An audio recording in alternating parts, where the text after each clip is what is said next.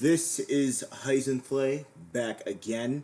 I know, uh, very rapid fire. I am kind of exceeding the expectation I literally just cemented for myself, which is 2 videos a month. But I realized that I really needed to continue with what I had started in the video I had titled Zeta Era Stuff Take 1.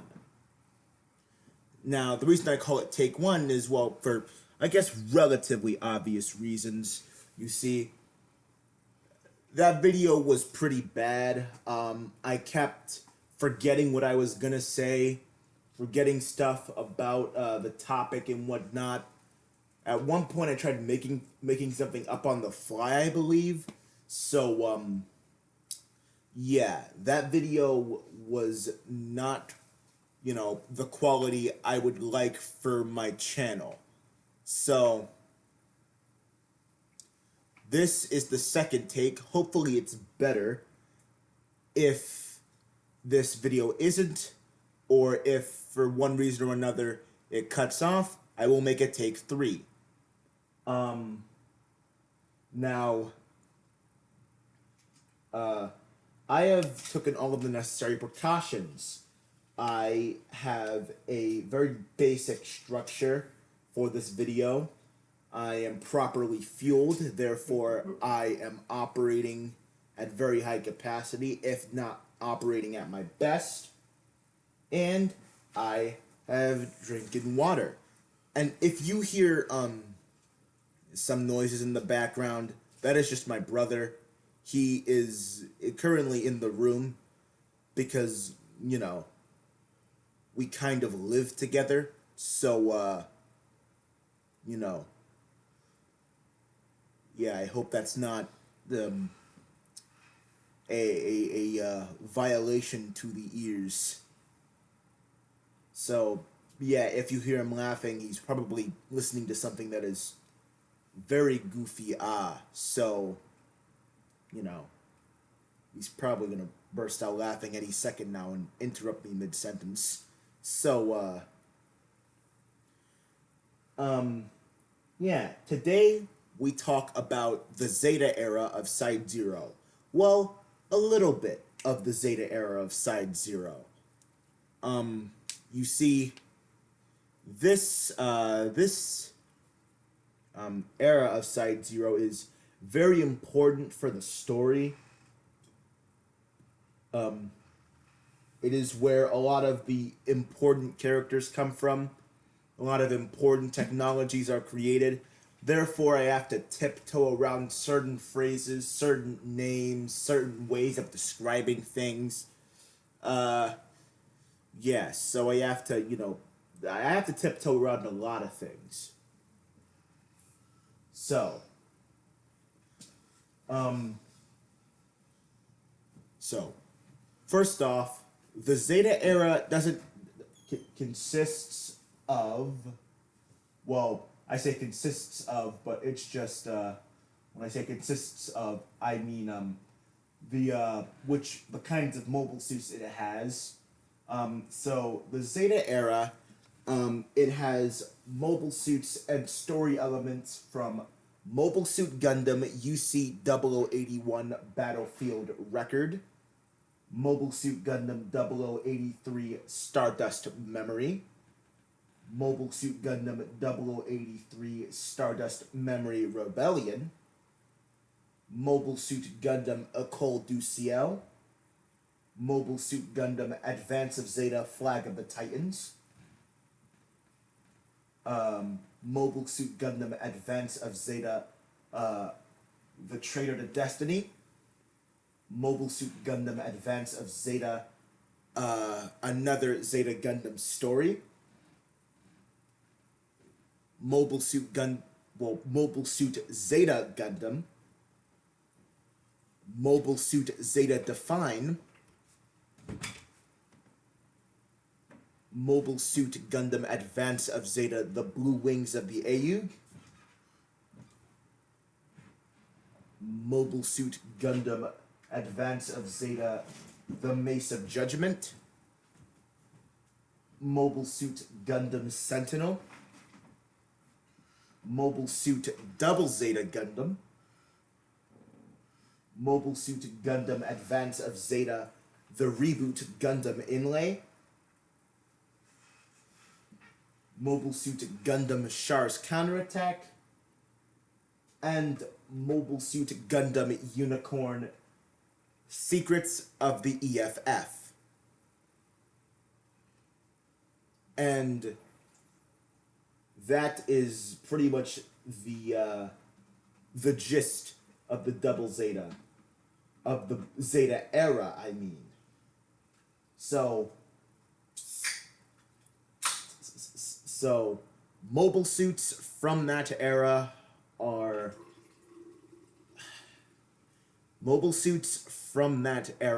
included.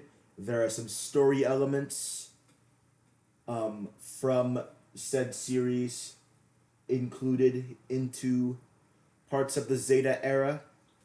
Of course, the factions, location names and whatnot are included.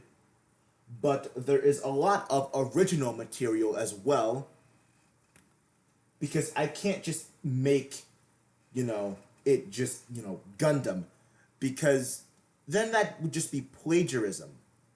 That would be illegal, and it wouldn't be right. I can make something original, and therefore I should try to do it whenever I can. So, now, the Zeta era, within the Side Zero universe, houses the most powerful mobile suits in all of the mobile suit species. I think this has already been said in take one, but I will repeat it.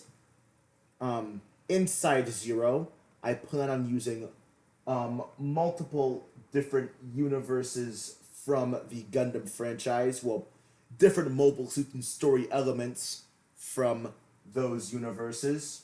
Of course, this is consisting of, but not limited to, the Universal Sentry, the Anno Domini, the Reguild Sentry, the Correct Sentry, the Cosmic Era,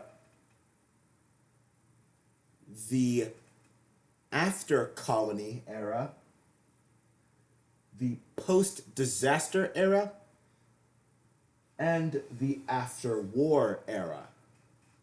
All of those will be definites. They will be included. There is no question on that. Meanwhile, eras like the Build Era and Ad Stella are a bit more shaky on whether or not I will actually include them in the first Side Zero. Because I do have, a whole franchise planned when it comes to Side Zero. Of course, I can't go over exactly how many I have planned, because I wanna hold on to as much information as I can while until I get a bit bigger, until I start to grow my numbers a bit. So I am at 21 subscribers. Let's say when I reach 45 subscribers, I will reveal more information about Side Zero. And that will include, information on certain characters, maybe some nuggets as to the beginning of, the actual beginning of the story, some lore bits, and whatnot. I'm just trying to give an incentive that isn't, too like pretentious or mean or or exploitative. You know, I want to give an incentive that is relevant to my channel, and you will only take if you really want it, because you don't need to stay. You don't need to listen to me ramble on about this. It would benefit me, yes, but unless you are genuinely interested in Side Zero, I, I don't think you would really care all too much, and that's kind of a bit of my internal struggle. Like, if I withhold too much information, no interest will be generated. But at the same time, withholding information in and of itself preserves interest for those who have already gained interest. And I don't want to spoil for those who are, returning viewers. And, I want to keep their interest in the series at a peak. Not at a peak, but at some sort of constant,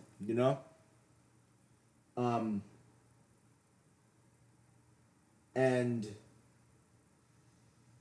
so, like, I just, but at the same time, for those who don't really care because they don't know enough, I want to give them enough to where they can actually be hooked. They can actually take interest without feeling like they're just following a wisp of an idea, Like, I want everyone to feel rewarded in this situation, and I don't want to sacrifice one end of my potential fan base for another. So, it's kind of difficult, but I will figure this out. Don't worry, I will definitely figure this out. No matter how many views I might be getting right now, I am in this for the long haul. I will create as many videos as I possibly need to. I will promote my YouTube channel anywhere I possibly can. I mean, my Twitter currently is going through a bit of a rebranding, so either that or, I want to either rebrand my current Twitter or make an entirely new one. So, I might just make an entirely new Twitter for the sole purpose of promoting Side Zero. And I'm going to see how this goes, because I'm sticking with this. I intend on making Side Zero a show. Not only do I want it to be profitable, I also want it to be, well loved. I want it to have a fan base, even if it's just a cult following at the least. Like, I want to, not only leave a footprint with this, but I want to give people, like, something they can really latch onto, take a bite into, and just really love, because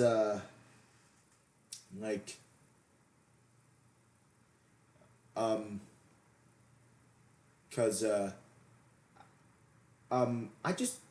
want to just make something cool, because Side Zero as a whole originated from those little stick fights you'd have in your head while listening to music. That's basically what it what it evolved from. Just those cool little fight scenes you'd imagine in your head while listening to music, or just in a car ride and whatnot. That is essentially what Side Zero evolved from, and of course, well, that and the original couple of Lodas, the original generations of Loda.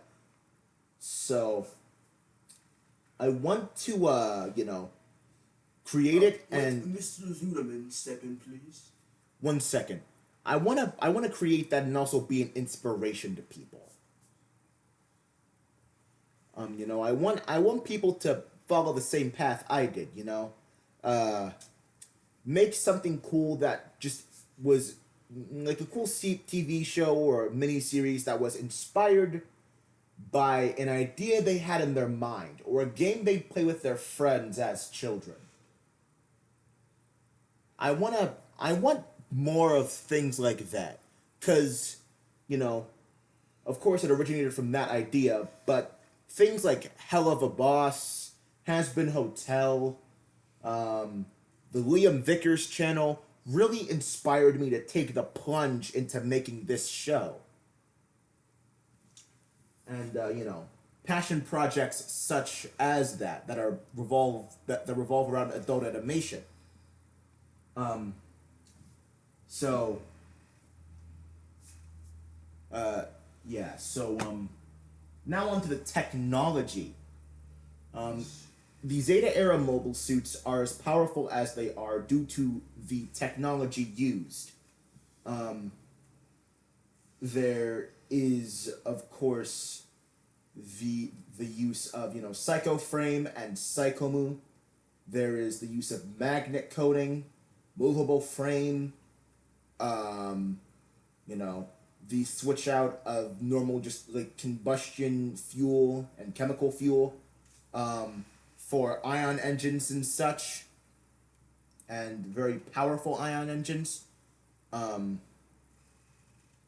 there is the creation of the eye field, the evolution and advancement of new types and new type mobile suits, which once again mobile suits are a species inside Zero.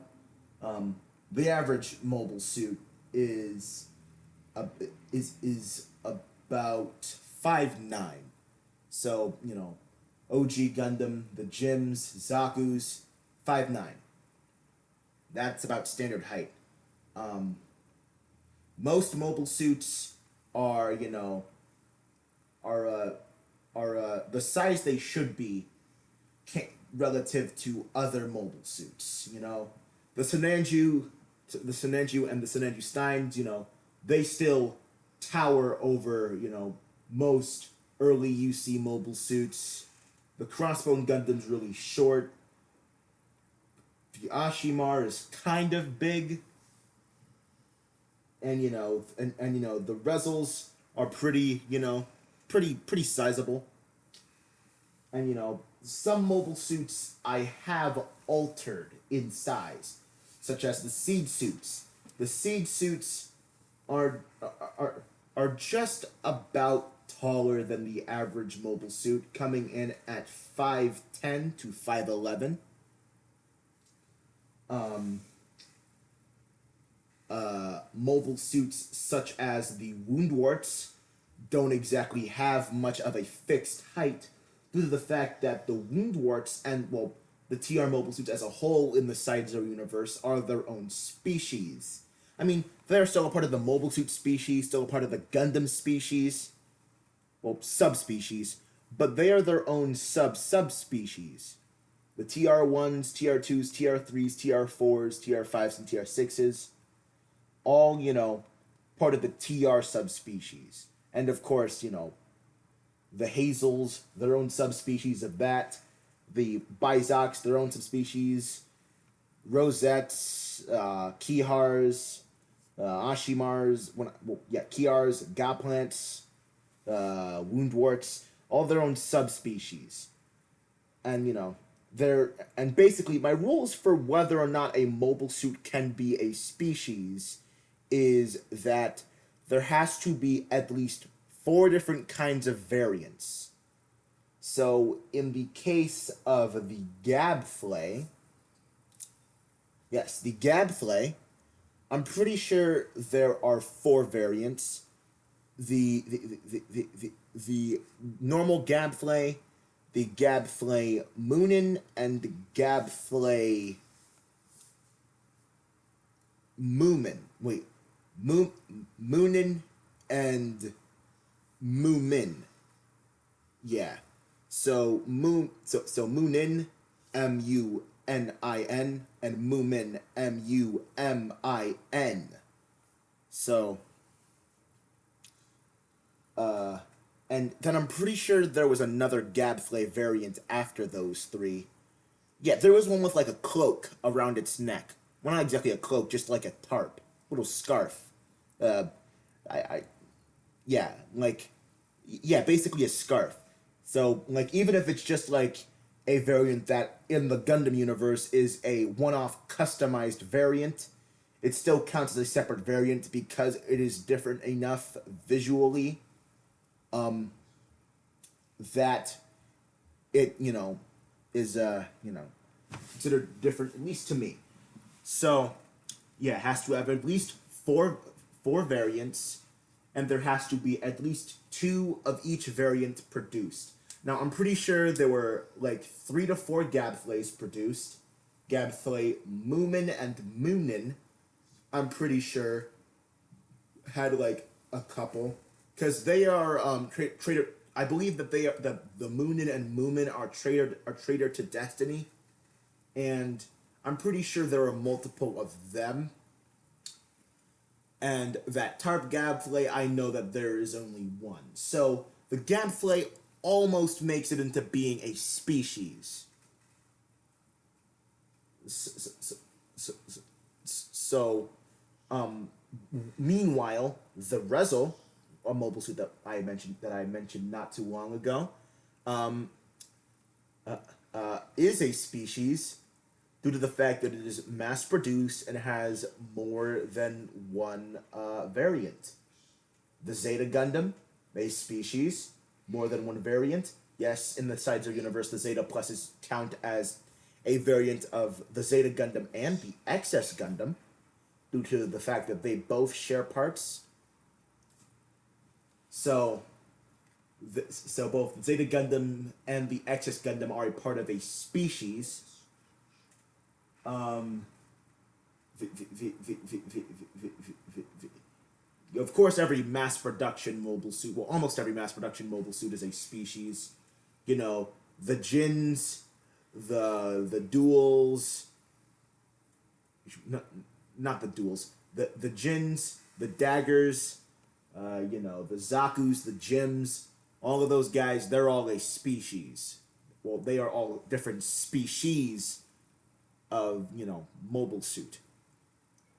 So they are all, so they're all species. The Woundwarts as well are species due to the fact that there are more than 4 variants of Woundwart, and there being more than 4 of each variant produced. Wait, yeah, my criteria was was at least 4 of each variant. Yeah, so 4 variants and 4 of each variant, which is what I would categorize as a species of mobile suit, because there's enough variation and enough of those mobile suits to be considered a species. So yeah. Anyways, yes. So back to the technology. My apologies. I went on another tangent. Back to the technology. In the Zeta era, the use of Psychomu, Psycho Frame, and all of those new type psychic enhancement style substances and materials was at its peak. It came nowhere near no other era came anywhere near that. I think I mentioned in take 1 that that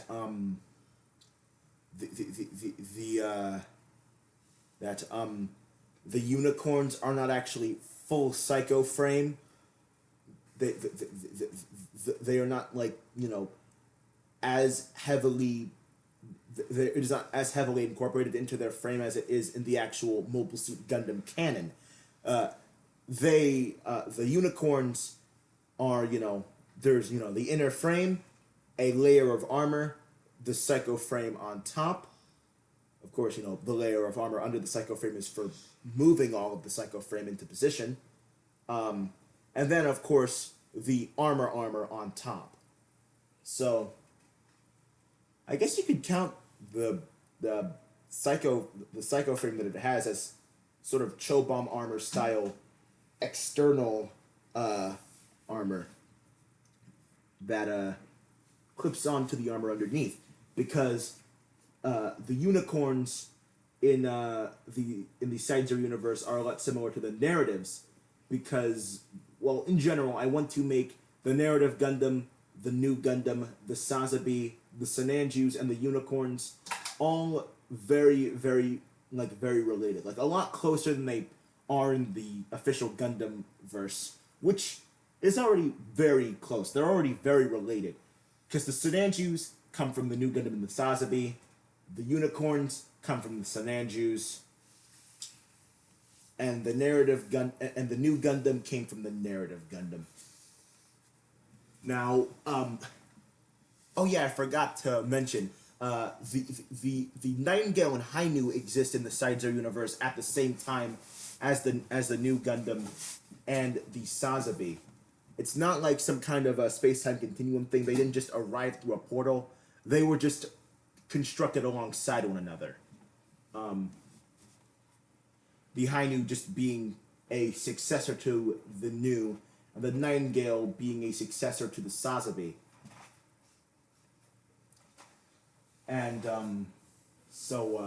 yeah, going over a piece of technology within the Zeta era that I kind of, really like, that I'm actually kind of proud of, that I came up with. Oh, you knocked over my stuff. I just put it. I accidentally knocked over the freaking shield, so I just put them on the back so I wouldn't knock anything else over. Okay. Oh yeah, don't worry about that, ladies and gentlemen.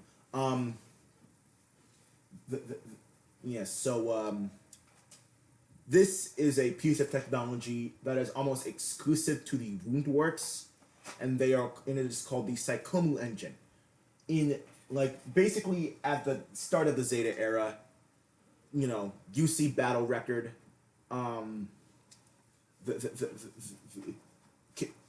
chemical fuel was phased out in terms of extremely strong ion engines, because I know that ion engines are extremely they last for a very long time and can get you very far in space.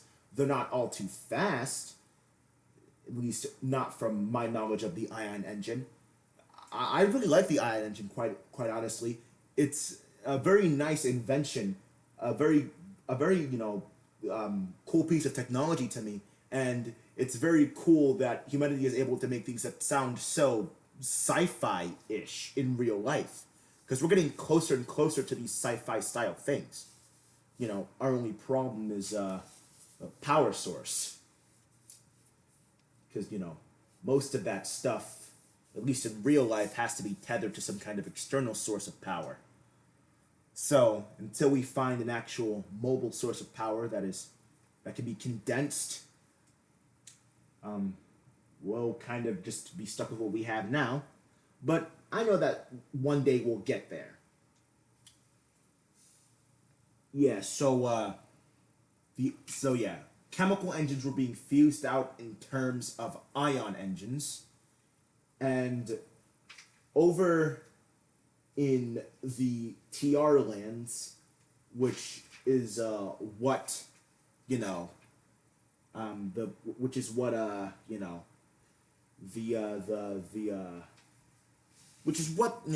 place where all the TRs are called, hence, it being called the TR lands. That's already a pretty, a drop of information that is relevant to the story, but doesn't spoil too much.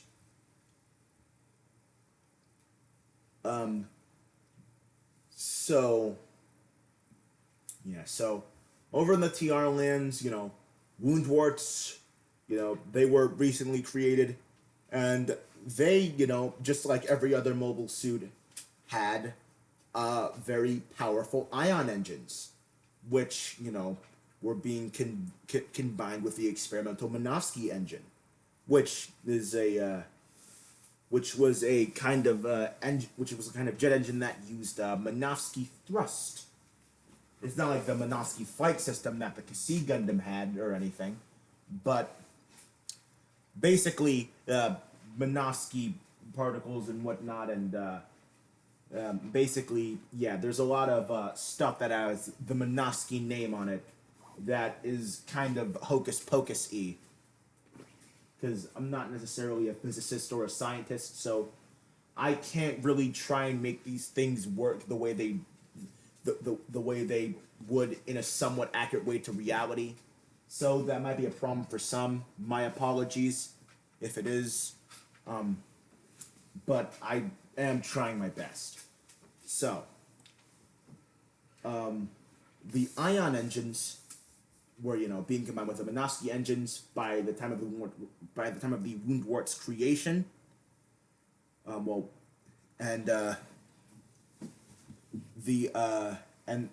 that combination engine was pretty successful. It was used in mobile such as the Double Zeta Gundam and the and the prototype Stein Gundam, which is basically the mobile suit that came before the Senanju Stein.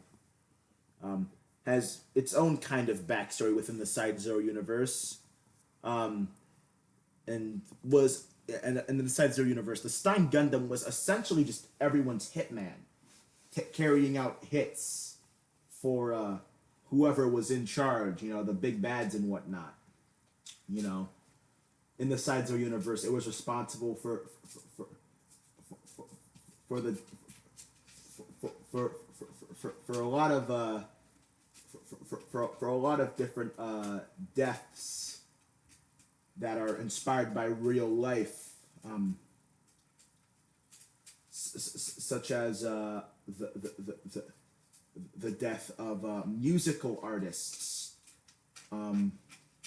In the Side Zero universe, Michael Jackson was assassinated by the Stein Gundam, and that might be a touchy subject for some, because, well, Michael Jackson wasn't actually assassinated in our reality, but I understand how people could take that the wrong way.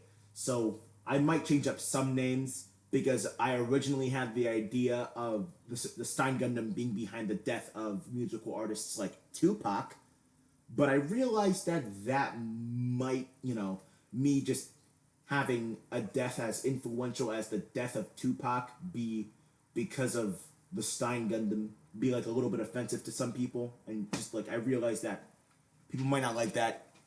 So it's like one of the few punches I will actually pull with Side Zero, because Side Zero is supposed to be very dark. It's a series that is kind of supposed to test the limits of it's going to test the limits of what I can get away with, just in general, not even just on YouTube, but just in general. So, yeah, it's gonna be a lot, and it is an adult animation series for a reason. I will maybe market it as, well, not market it, but like advertise it as such. I do have an idea to kind of play it off as a children's show.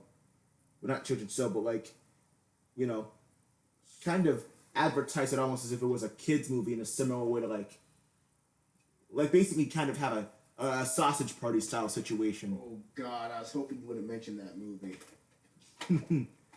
Like have like the kind of in a world where something Side Zero, the adventure begins, like that.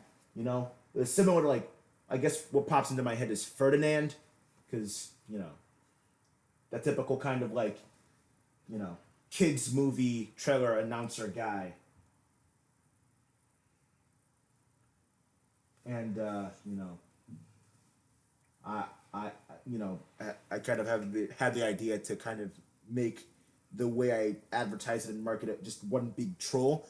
But I feel like that might get me in some serious trouble, especially because of kappa and whatnot. So I might hold off on that, because as funny as it sounds to me, I do know that I could actually genuinely scar some kids if I were to do that, and they weren't, and if, I wasn't careful, and parents weren't careful, and there was no research done beforehand. So yeah, I might not do that because that might actually genuinely be a terrible idea and get me in some deep legal trouble. So yeah, back to the Zeta era. I keep going on tangents. That's a problem I have. I go on tangents, but only because I'm kind of quick to forget certain things that just pop into my head during uh, conversations. So yes, I was going on about ion engines, Minovsky engines, the combination of them, and what the Woundworts had. Now, the Woundworts, and shortly after the development of this new engine, the rest of the TRs had what was called uh, the Psychomu engine, or the Psycho engine. It was basically an engine that, no matter what direction, it was basically an engine that no matter what direction it was pointed in, it could generate thrust and lift in whatever direction the user wanted. So the Woundwarts have Woundwart, the official design for the Woundwart Gundam has these thrusters in the thighs that point upwards, that if they were fired, would just push the Woundwart downwards. I don't know what I don't know what they're for. They might just be intakes. I don't know for sure, but I'm pretty sure they're thrusters with the way they with like the way they look and they're shaped, and the fact that they're also right in front of the Woundwart's thigh generators. Um, the yeah the So I'm pretty sure that they're thrusters, and they're pointed upwards, and that gave me the idea for the Psychomu thruster. And even though those thigh thrusters are pointed upwards, they can still generate lift forwards. They can still generate lift and speed, and push the Woundwort forwards, backwards, up, down, left, and right, all any direction really. It's, it's the reason why in mobile armor form a Woundwort can essentially do a VTOL kind of thing without having to angle any of the thrusters. And this is the same thing for the back and chest thrusters and the thrusters in the tail. No matter what direction they are pointed in, they can just kind of push the Woundwort wherever they please. And because the Woundwarts are the most advanced species in the Side Zero canon, uh, they of course made the Psychomu system, and of course miniaturized it to the point where it was the size of a single cell. So all of their cells have a little Psychomu system implant thingies. So that's why that's why every Woundwort is a pretty powerful psychic, pretty powerful new type, you know. So um yeah, Woundwarts. So with this mind power, their technology kind of revolves around that, and the fact that they don't really have any limit due to the fact that their the limits in their mind are the only limits that they have. And, these Psychomu thrusters, they point in whatever direction the Woundwort wants and or needs to go. They can be set to a semi-autopilot mode, and you know, using data from previous combat scenarios, and just flight patterns in general, they will they'll go where they need to go, you know, and the wound ward in question does not have to use their mind to you know push themselves in a certain direction because they can just have the thrusters do it for them, and of course super advanced. This semi-autopilot system never fails. The data it collects, even if it's just from one battle, is sufficient enough to basically almost make moves before the wound ward even makes them. And I say almost because that's better than it just being before the ward even makes them. Because I feel like if you want speed and high reaction time, you want a move to be made slightly before you make it. You know? Because you still want to be in some level of control. You don't want to be like, having just your body and thrusters doing stuff that you would have only thought to do an hour later,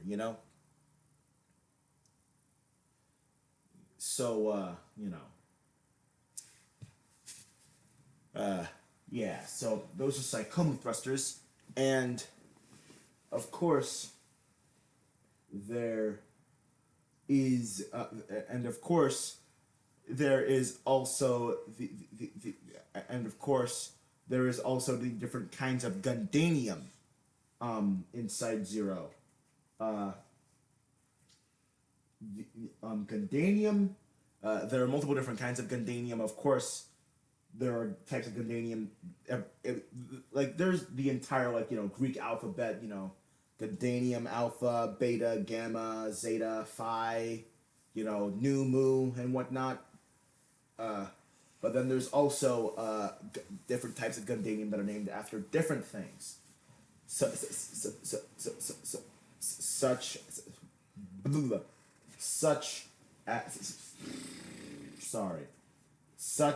as Gundania.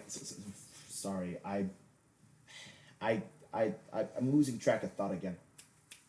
All right.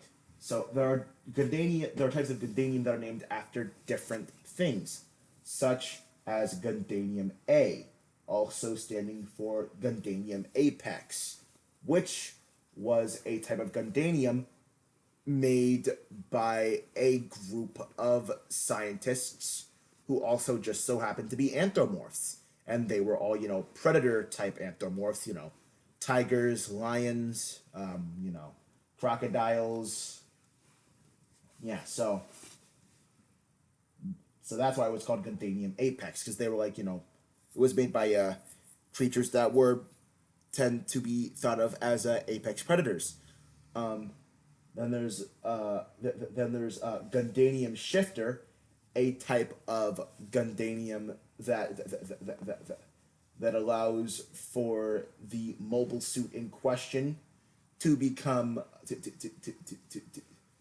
to basically just become untouchable and whatnot, phase through everything and whatnot. But that comes at the cost of structural integrity, because there are all these little components that go into that kind of just lack of the just kind of lack of solidity technology, phasing straight through solid matter and whatnot. There's so many little components and stuff that goes into technology like that it's easy to break. It's similar to the whole thing with old devices and new devices.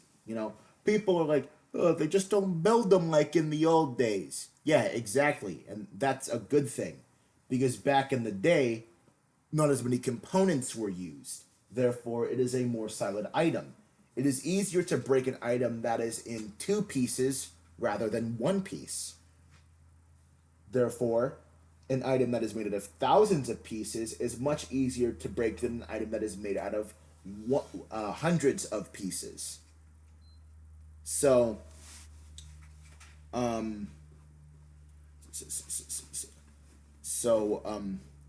yeah.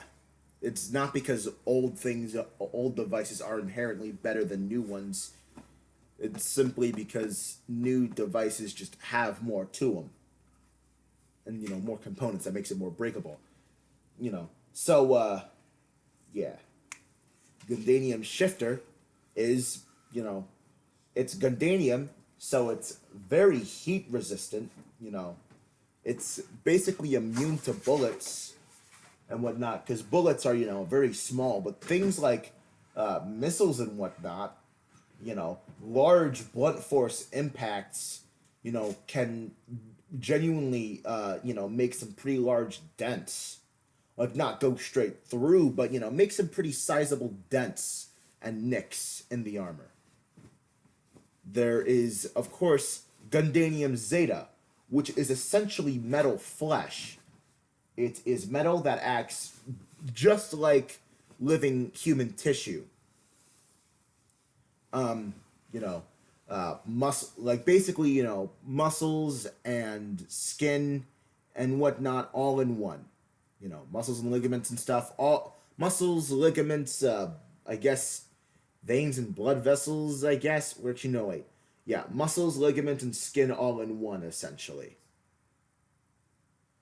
So,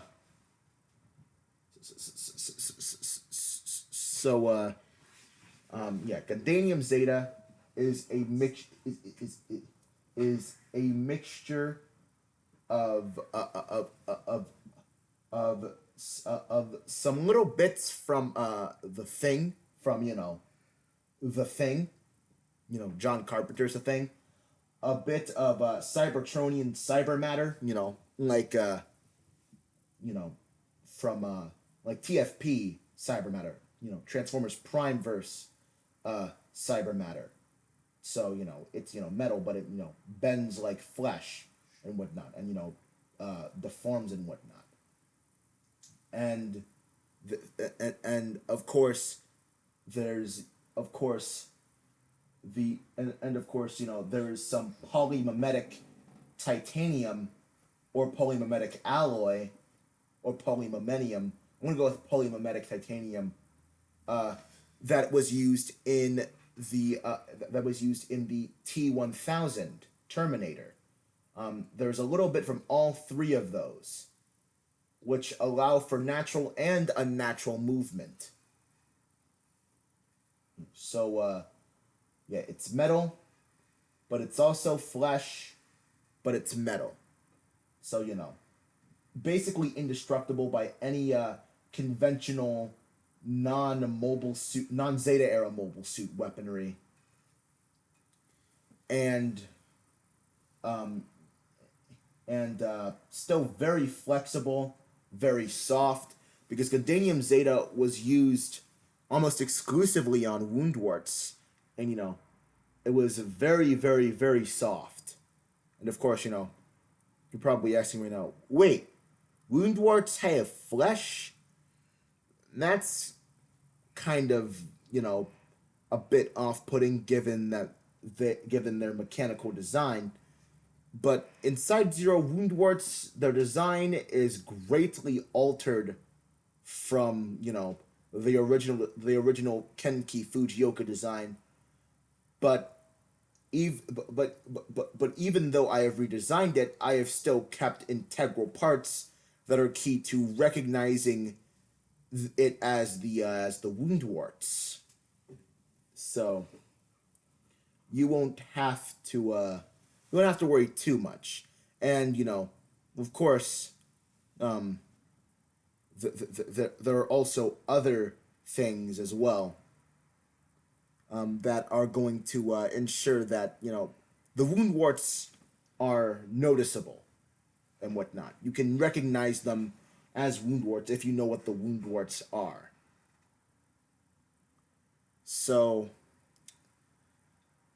yeah, Zeta era mobile suits um, are extremely powerful. Um, they are the most powerful of all UC mobile suits, and UC mobile suits being the strongest kind of mobile suit, propels the Zeta era suits up to just the absolute limit. Um, and wound warts are the most powerful of any mobile suit ever. Um, because they are built. Because once again, their cells have psychomu systems and whatnot. Their bones and whatnot are reinforced by psychoframe. Their blood has psychomu in it because psychoframe and psychomu are different things in the side zero verse. You see, psychomu is a liquid. It is just the raw, purest form of the substance. It's dangerous to humans. Dangerous to most non-wound warts. And psychoframe, however, is the stuff after it's been treated and solidified and whatnot. So it's safe to go near, safe to touch, even safe to consume.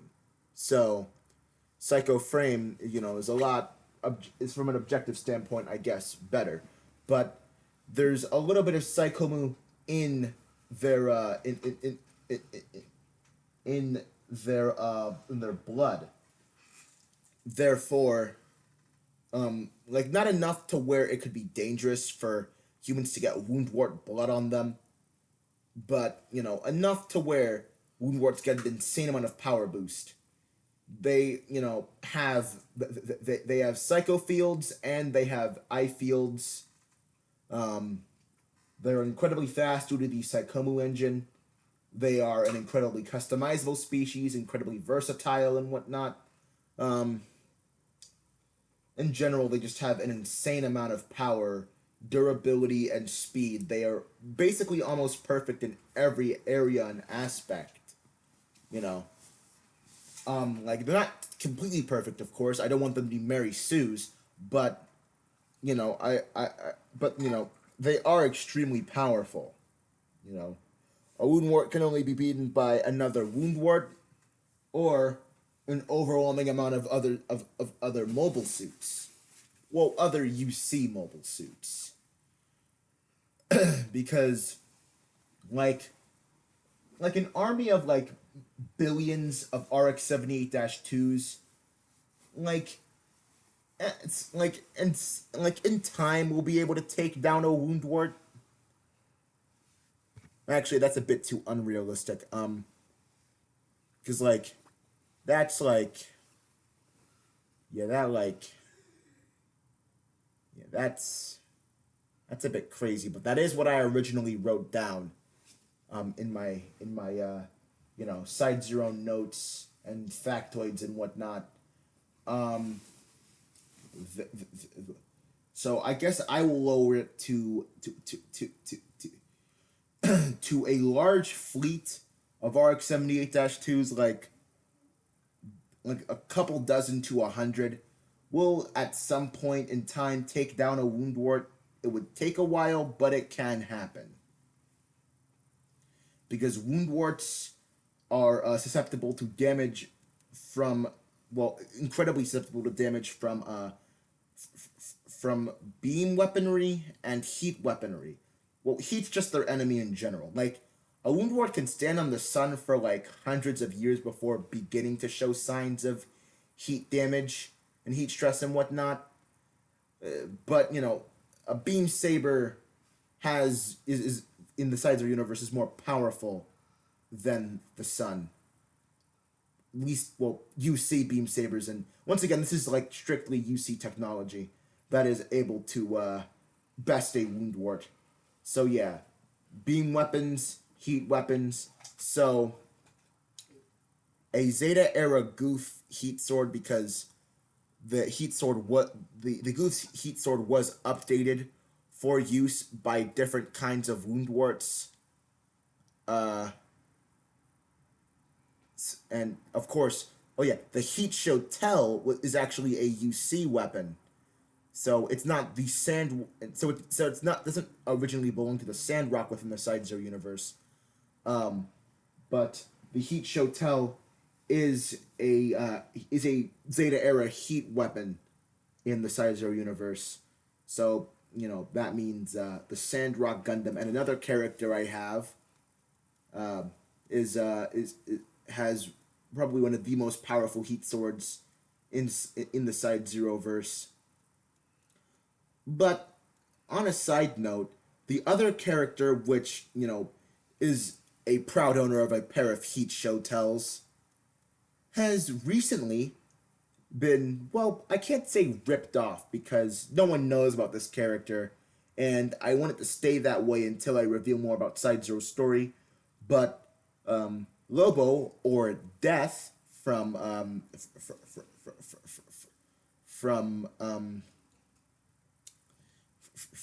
Puss in Boots, happy tale of happily ever after or whatever, is very similar to this character in which I have. Um, both have red eyes.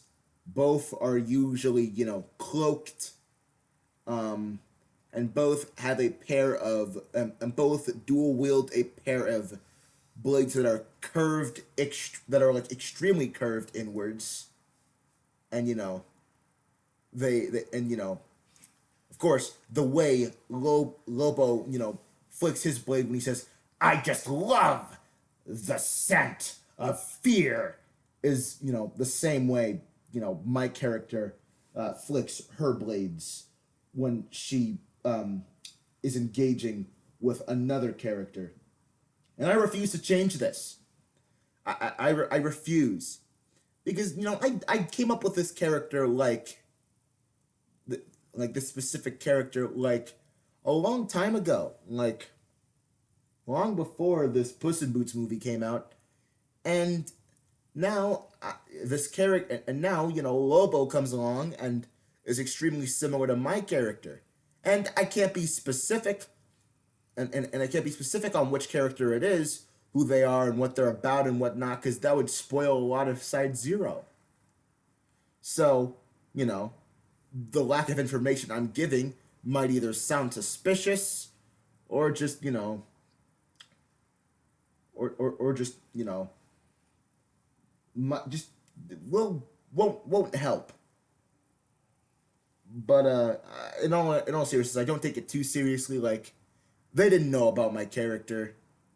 Like, and even if they did, they wouldn't really care because my character and Lobo are different enough to where, no one's gonna accuse me of ripping them off, and no one's gonna accuse them of ripping me off.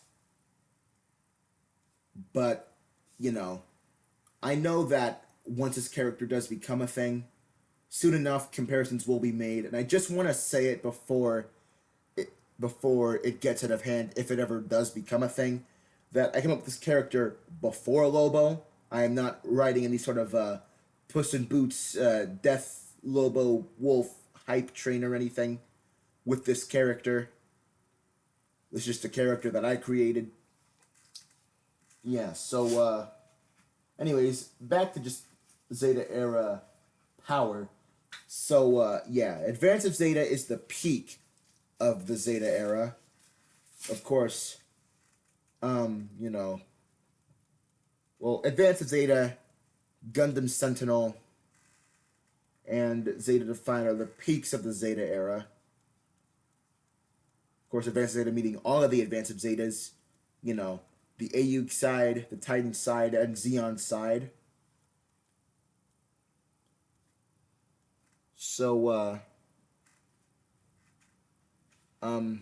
yeah, so, of course, then, before and, of course, after, things just aren't as, powerful. By Unicorn, the power has essentially just fizzled out. And and no one could ever even really come near the amount of power that was displayed in the Zeta era. Simply because the people who are behind, such mobile weapons, not mobile weapons, mobile sapiens in this universe. That's what they're referred to as mobile sapiens. Um, well, mobile sapiens is a replacement for mobile weapon. Mobile suits are still called mobile suits. Mobile tanks are still called mobile tanks, and mobile armors are still called mobile armors. But yeah, the people who made the stronger mobile sapiens uh, either died off or something else happened to them before they could, continue their work. And I'll actually give you a little nugget right now. The reason that one of the basically Five Nights at Freddy's is canon in this universe, and um, and it's actually kind of it's actually kind of relevant. It was basically someone important from the Zeta era who worked on a lot of Zeta era mobile suits. Of course, William Afton. So yeah, it's canon. William Afton, he didn't create the Zeta Gundam, but he had a big hand in the Zeta Pluses. He helped create the Gadfly, and then of course he created the yeah, William Afton uh, had had a big hand to play in some of the more influential mobile suits of the Zeta era. So take that how you will. I hope that nugget of information wasn't too spoilery for some of you, but for others enough to kind of satisfy that hunger of wanting more information about Side Zero. I'll drop as many small nuggets that are inconsequential to the story but still satisfactory as much as I can, but I can't do too much. Um, yeah, so, yeah. Side Zero's Zeta era spans for a long time within the Side Zero universe. Can't give an exact timeline, but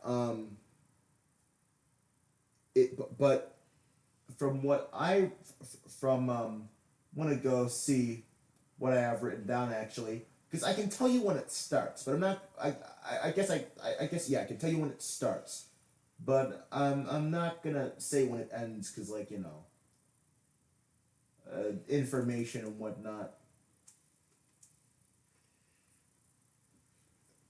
So excuse me while I uh, get this information. So, um,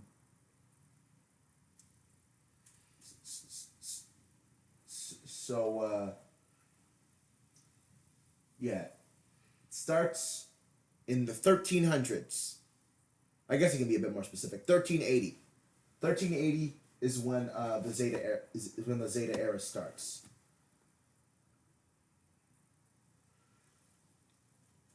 Yeah. So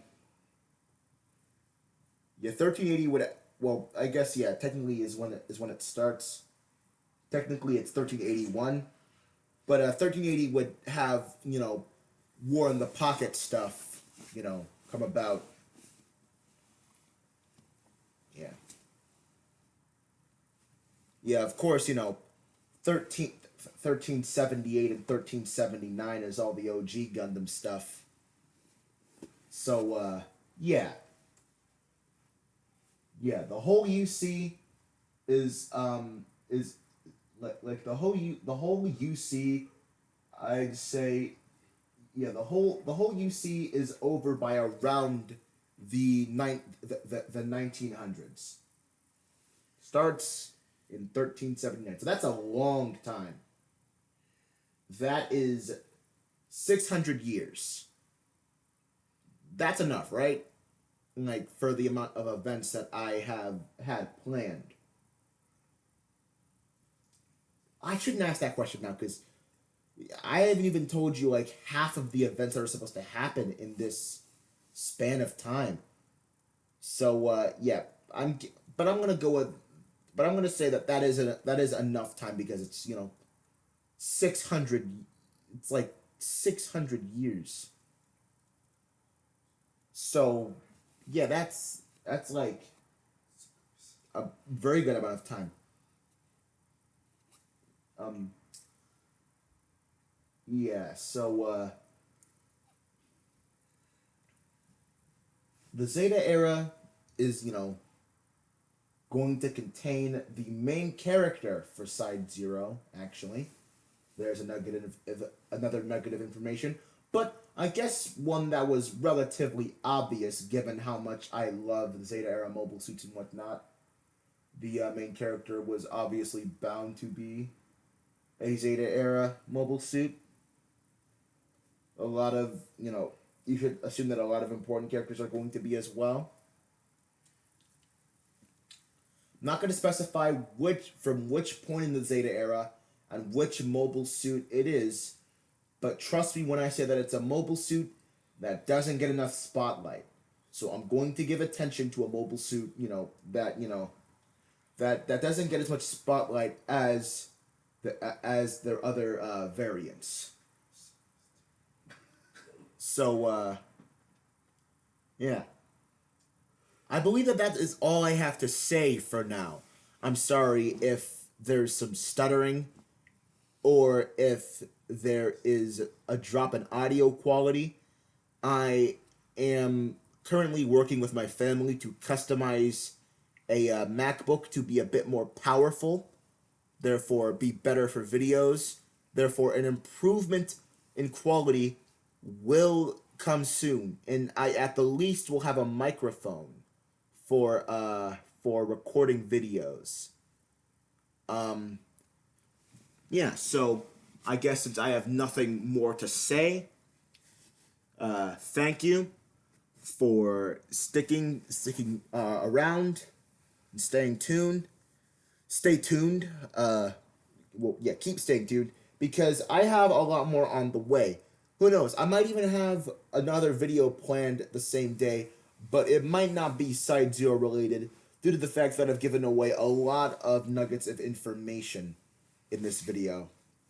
And you guys might be a bit tired of Side Zero right now, so so the next video might just be a review of my master grade St. Andrew Stein that has recently come into the mail.